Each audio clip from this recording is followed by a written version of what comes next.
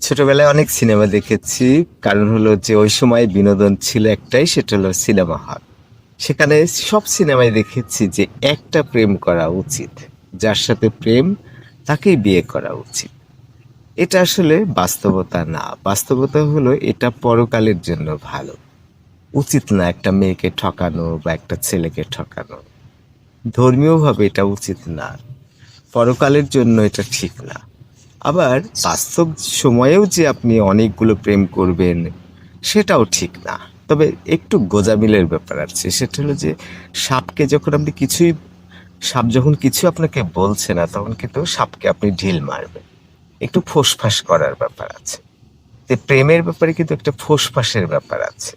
আপনি পিওর ভালো, কিন্তু 100% ভালো মেয়েটা বুঝে ফেললো তখন সমস্যা আছে। ছেলেরা বুঝলে আবার খুবই ভালো।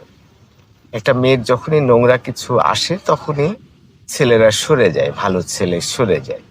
কিন্তু মেয়েদের ক্ষেত্রে আবার উল্টা, বেশি ভালো ছেলেরা আকর্ষণ করাতে পারে না, মেয়েরা ভুল বুঝে ফেলে, তখন সমস্যাটা হয়। তাহলে সিনেমায় একটা প্রেম, পাগল হয়ে যায়, কোনো মেয়ের দিকে কোনো ছেলের দিকে কোনো সম্পর্ক থাকে না। এটা আগের যুগে অনেকটা বেশি ছিল, কারণ হলো অনেক আর্লি স্টেজে বিয়ে হয়ে যেত। তবুও কিন্তু সমস্যা ছিল, কারণ স্বামীরা সাধারণত মুরব্বী একটু ভাব হতো যে স্ত্রী এমনকি ঘোমটা পরে থাকতে হতো স্বামীর সামনেও। তার মানে হলো একটা শাসনের মধ্যে দিয়ে বেড়ে উঠতো। তখন ওই হাজবেন্ডটা খুব বোরিং হয়ে যেত। কোনো সময় তার স্ত্রীর সাথে রোমান্টিক সম্পর্কে সেভাবে যেত না। আবার যৌন সম্পর্ক গেলেও ডাইরেক্ট অ্যাকশন তারা পছন্দ করতো, দাদা দাদি এর আগে।